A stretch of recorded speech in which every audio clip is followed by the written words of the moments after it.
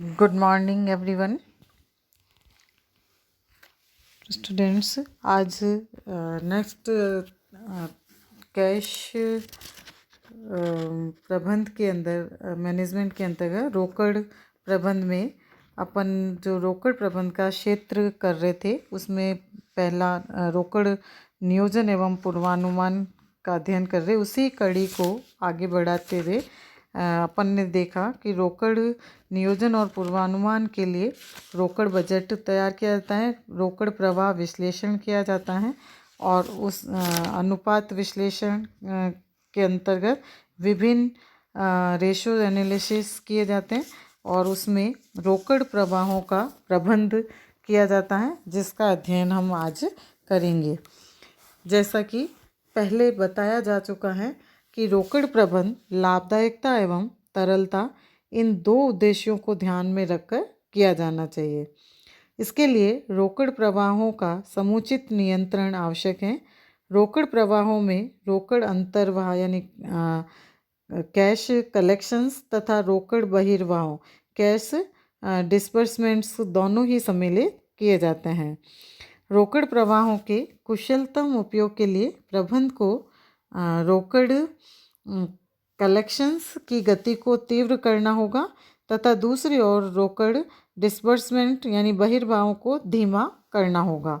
तो नीचे रोकड़ अंतर्वाहों की गति को तीव्र करने तथा रोकड़ बहिर्वाहों की गति को मंद करने के उपायों का विवेचन हम कर रहे हैं। जैसे रोकड़ अंतर्वाहों का प्रबंध मैनेजिंग, पहले हम करेंगे मैनेजिंग कैश इनफ्लोज।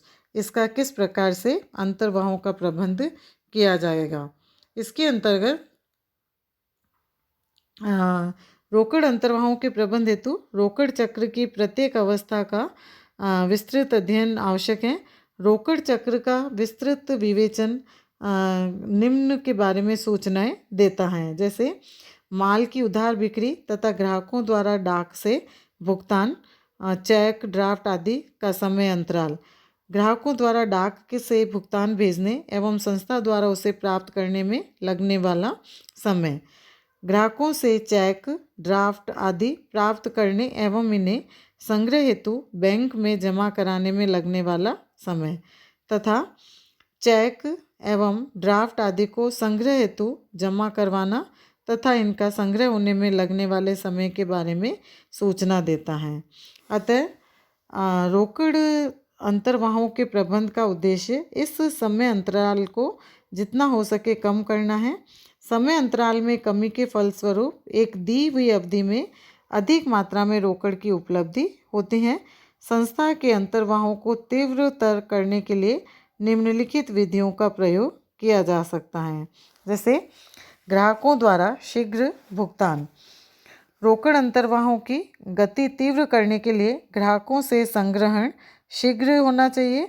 यह शीघ्र बिल बनाने से संभव है, अर्थात बिल सही तैयार किया जाए तथा भुगतान तिथि का उल्लेख करते हुए संबंधित ग्राहक को सूचित किया जाना चाहिए। इस कार्य के लिए यांत्रिक उपकरणों का उपयोग किया जा सकता है। शीघ्र भुगतान हेतु प्रोत्साहन की दूसरी महत्वपूर्ण तकनीक उन्हें रोकड़ बट्टा स्वीकृत करना है, जो ग्राहक के लिए बचत के सिवा और कुछ नहीं है। दूसरा, भुगतान का शीघ्र रोकड़ में परिवर्तन।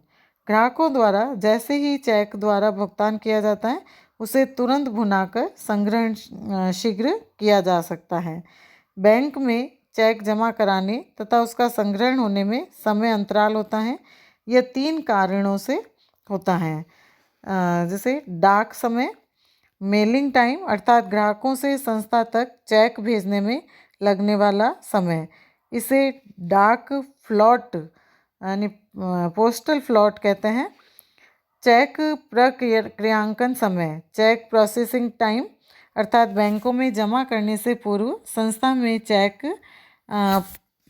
प्रक्रियांकन में लगने वाला समय, इसे चेक प्रक्रियांकन फ्लॉट कहते हैं।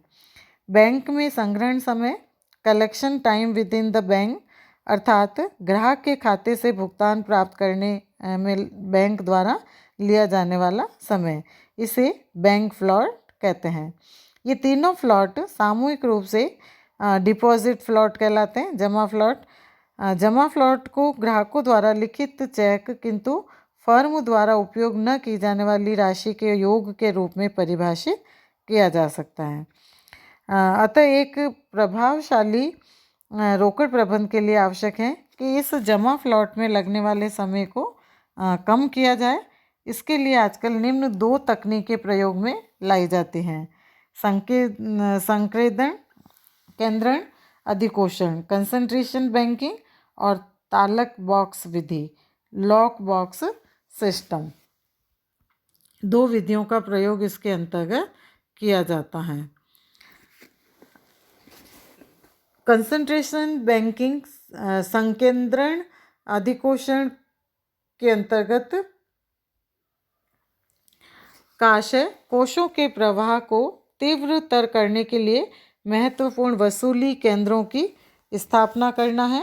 इसके लिए प्रधान कार्यालय में एक वसूली केंद्र बनाने के बजाय उन विभिन्न क्षेत्रों में वसूली केंद्र स्थापित किए जाते हैं जहां संस्था का व्यापार अधिक मात्रा में होता है।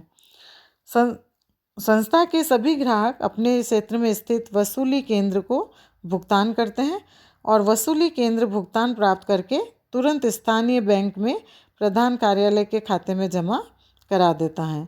यह बैंक संस्था के बैंक को भुगतान प्राप्त होने की सूचना दे देता है और इस प्रकार बहुत कम समय में ही वसूल की गई राशि प्रधान कार्यालय में पहुंच जाती है। तो संस्था के प्रधान कार्यालय का बैंक संकेंद्रित बैंक कंसंट्रेशन बैंक कहलाता है और इस संकेंद्रित अधिकोषण विधि के संस्था को निम्नलिखित लाभ होते हैं। इसमें डाक फ्लॉट से ग्राहकों द्वारा प्रेषित चेकों के भेजने तथा संस्था द्वारा प्राप्त करने में लगने वाला समय कम हो जाता है। चेक प्रक्रियांकन फ्लॉट से डाक भेजने में लगने वाला समय प्रधान कार्यालय द्वारा डाक भेजने में लगने वाले समय से कम होगा। यदि संस्था की सभी शाखाओं को संबंधित क्षेत्र के ग्राहकों को बिल भेजने की अनुमति दे दी जाए।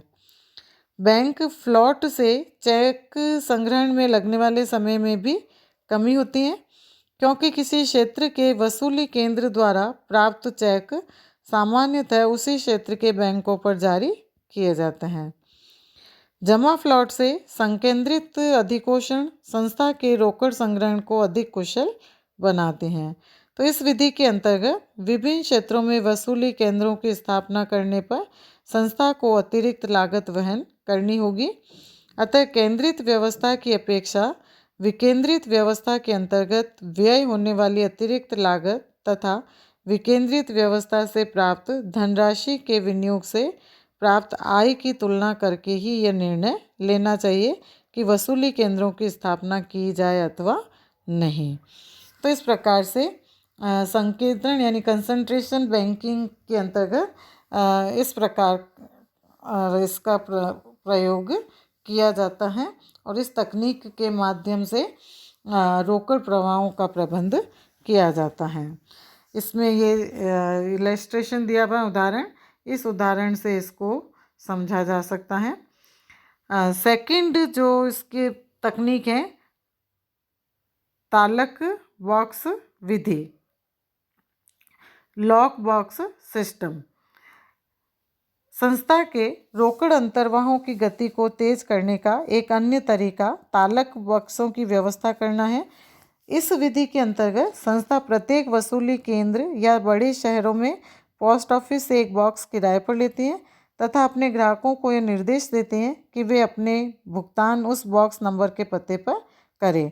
अपने बैंक को विभिन्न बॉक्सों में जमा हुए चेकों को निकालने के लिए अधिकृत कर देते हैं।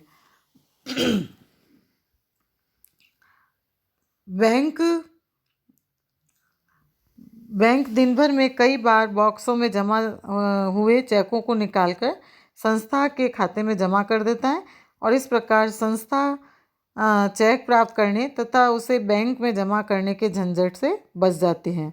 संस्था के व्यापार क्षेत्र में तालक बक्सों हेतु शहरों का चयन, भौगोलिक व्यापार क्षेत्र की व्याप्ति, ग्राहकों की संख्या, ग्राहकों से प्राप्त भुगतानों की बारंबारता तथा डाक खाने से बॉक्स लेने की किराए की लागत आदि घटकों पर निर्भर करते हैं।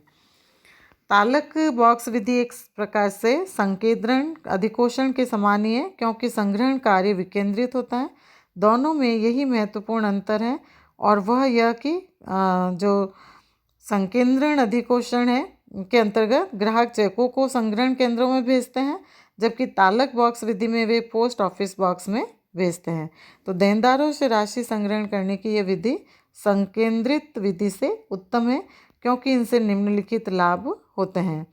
इसके अंतर्गत चेकों के बैंक में जमा होने तथा उनकी वसूली में अपेक्षाकृत कम समय लगता है, क्योंकि ग्राहकों से चेक प्राप्त करके उसे बैंक में जमा कराने में लगने वाला समय इसमें नहीं लगेगा। इस विधि से उपपरिव्ययों में कमी होती है। इसमें प्रेषित रुपया को लेखा शाखा से पृथक करने के कारण नियंत्रण आसान हो जाता है, और इससे साख हानियों में कमी होती है। किंतु इस पद्धति का दोष यह है कि संस्था को भुगतान वसूली में अपेक्षाकृत अधिक लागत वहन करनी पड़ती है, क्योंकि बैंक अतिरिक्त सेवाओं के लिए संस्था से शुल्क लेते हैं, और यह लागत तालक बॉक्स में जमा किए गए चेकों के अनुपात में बढ़ती जाती है, और इसलिए इस पद्धति का उस अवस्था में प्रयोग हानिकारक सिद्ध होगा जहां अधिकांश भुगतान छोटी रकमों के लिए किए जाते हैं। तो इस प्रकार से इस विधि के अंतर्गत रोकड़ प्रवाह का प्रबंध किया जाता है। इसका इलस्ट्रेशन इसमें दिया है, इसके द्वारा इस विधि के एग्जाम्पल को समझा जा सकता है। इसके अतिरिक्त कुछ अन्य विधियां हैं जो रोकड़ संग्रहण प्रबंध के लिए प्रयुक्त होती हैं, जैसे संस्था विभिन्न बैंकों में अनावश्यक खाते बंद करके एक ही बैंक में खाता खोले, बड़ी राशि के चेकों को प्राप्त करने के लिए व्यक्तिगत रूप से जाना, अंतः कंपनी रोकड़ हस्तांतरण पर प्रतिबंध, संस्था के प्रत्येक बैंक द्वारा किसी भी समय रखी जाने वाली रोकड़ की एक अधिकतम सीमा का निर्धारण, इस शेष से अधिक राशि ताड़ द्वारा तुरंत संस्था के मुख्य बैंक को हस्तांतरित करना। तो ये अन्य विधियां भी इसके अंतर्गत अपनाई जाती हैं। इसके बाद रोकड़ बहिर्वाहों का प्रबंध, मैनेजिंग कैश आउटफ्लोज। रोकड़ बहिर्वाहों के प्रबंध से आशय रोकड़ के भुगतान पर प्रभावपूर्ण नियंत्रण रखना है। रोकड़ बहिर्वाह यानी कैश आउटफ्लोज के प्रबंध का उद्देश्य जहां तक संभव हो सके भुगतानों की गति धीमी करना या भुगतानों में देरी करना है। इस उद्देश्य की पूर्ति के लिए रोकड़ भुगतान की उन सभी विधियों का प्रयोग करना चाहिए जो रोकड़ आउटफ्लोज यानी कैश आउटफ्लोज की गति मंद करने में सहायक होते हैं। ऐसी प्रमुख विधियां निम्नलिखित हैं। केंद्रीय वितरण केंद्र की स्थापना, सेंट्रलाइज्ड डिस्बर्समेंट सेंटर। जिस प्रकार रोकड़ वसूली के लिए विकेंद्रित विधि पद्धति अपनाई जाती है, उसी प्रकार रोकड़ इसी तरह से रोकड़ भुगतान के लिए केंद्रित पद्धति अपनाई जाती है। इसके लिए एक केंद्रित भुगतान केंद्र की स्थापना की जाए एवं सभी भुगतान इसी केंद्र या कार्यालय से किए जाए। ऐसा करने से उन पक्षकारों के लिए नियंत्रण खाते के स्थान से दूर रहते हैं और चेकों को भुगतान हेतु प्रस्तुत करने में समय लगेगा। लेनदारों द्वारा चेकों को भुगतान हेतु प्रस्तुत करने में जितना विलंब होगा, संस्था को उतना ही कम बैंक शेष रखना होगा, यदि अन्य बातें सारी उसकी फेवरेबल हो या यथावत रहे। दूसरा, देय तिथियों पर भुगतान, पेमेंट्स ऑन ड्यू डेट्स। संस्था को भुगतान निश्चित देय तिथियों पर ही करने चाहिए, न पहले तथा न बाद में।